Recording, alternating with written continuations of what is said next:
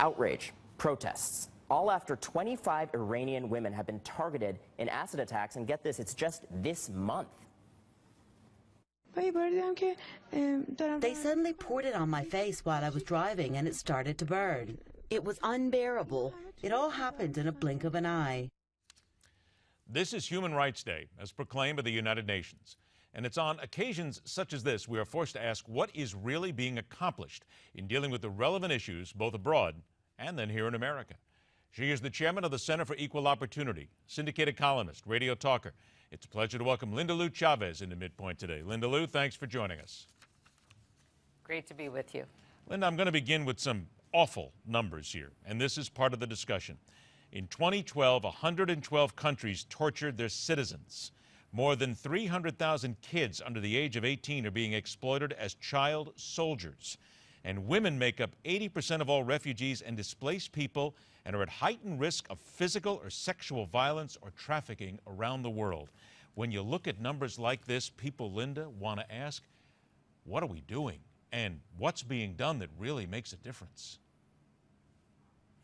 Well, unfortunately, we're not doing enough. And it's particularly unfortunate when the United States government is basically dealing with governments that are engaged in this kind of systematic exploitation, torture, and execution of their own citizens. And that's certainly the case when you look at Iran.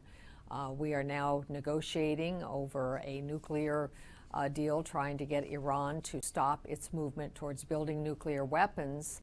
Unfortunately, we seem to be putting human rights on the back burner in those discussions and basically allowing the new regime of Hassan Rouhani to get away with murder, literally. I mean, they have killed, since Mr. Rouhani became president of Iran, 1,171 prisoners, including 37 women and 17 youngsters under the age of 18. Is it really, though, possible in a global community that we stand in right now, where we're talking about nuclear issues, we're talking about various wars around the world, terrorist bases, to deal with governments such as these and to ask them to move away from human rights violations when indeed there's so much more of the globe that's involved and American security that's involved? How do you justify all that?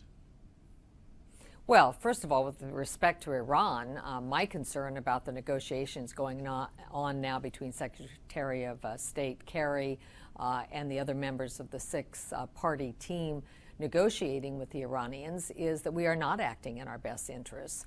Foreign Policy magazine just yesterday printed an article which alleges that Iran has, during the whole course of the negotiations, been out trying to acquire the elements necessary for building a bomb. They are, in fact, moving forward at their heavy water reactor in Arak, Iran, and we basically have given them a free ride to do so. This administration has not, I believe, acted in the best interests, not just of the American people, but the world. If Iran builds a nuclear weapon, we know that they already arm terrorist groups. They are the chief state sponsor of terrorism in the world. We know that they sponsor terrorist acts against Americans. And if they get a hold of a bomb, we can assume that they are going to engage in giving bombs and giving nuclear materials to those who are going to do not only America ill, but our allies in Western Europe and elsewhere. Linda, when days such as this are named by the United Nations, it's wonderful that they're named and we talk about this, we give this some attention. But is the United Nations really doing anything whatsoever, or are they powerless in order to do something about these numbers, the slavery, the human rights violations around the world? Well, one of the things that the United Nations can do is to shed light on this issue, to expose the kinds of abuses that go on. I served for 4 years as the U.S. expert to the United Nations Subcommission on the Prevention of Discrimination and the Protection of Minorities. I was appointed under President George Herbert Walker Bush, and I carried over into 3 years of the Clinton administration. And one of the things we did was to try to focus attention on this. You would be surprised, even though we're talking about dictators, we're talking about regimes that just routinely torture and kill their citizens. They still don't like these numbers to be released. They don't like attention focused on it. They want to deflect attention away from it. So shining a light on it, making people aware of it, I think is important. And that, frankly, is about all that the United Nations can do. A couple of minutes that we have left here. In the Los Angeles Times this morning, the headline says CIA torture reports seen abroad as proof of U.S. human rights duplicity. Would you agree in that duplicity of the United States regarding human rights? Well, first of all, I think that we did get good, actionable intelligence as a result of enhanced interrogation. I do believe that we acted legally. Now, we have changed the rules. There have been rules passed by Congress that, in fact, do not allow for some of the techniques that were used early in the War on Terror after 3,000 American men and women were killed in those terrible attacks on the World Trade Center and on the Pentagon and on the airplane that landed in Pennsylvania.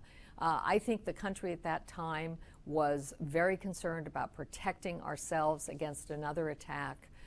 During a time of war and what they call the fog of war, often things are done that need to be done in order to protect ourselves. And so I really do not believe that the Senate Democrats, and it was an entirely partisan report. It was not signed by any of the Republican members. That report was conducted without any interviews of any of the CIA officials involved. And I think it, frankly, is more about deflecting attention away from some of the problems of this administration and the failure of the Democrats to be able to control the Senate than it has to do with human rights here in the United States. I've only got 15 seconds left. What nation stands out to you as the worst human rights abuser in the world today? Well, I think North Korea is at the top of the list, and close behind is Iran. These are two countries where you have just systematic violation.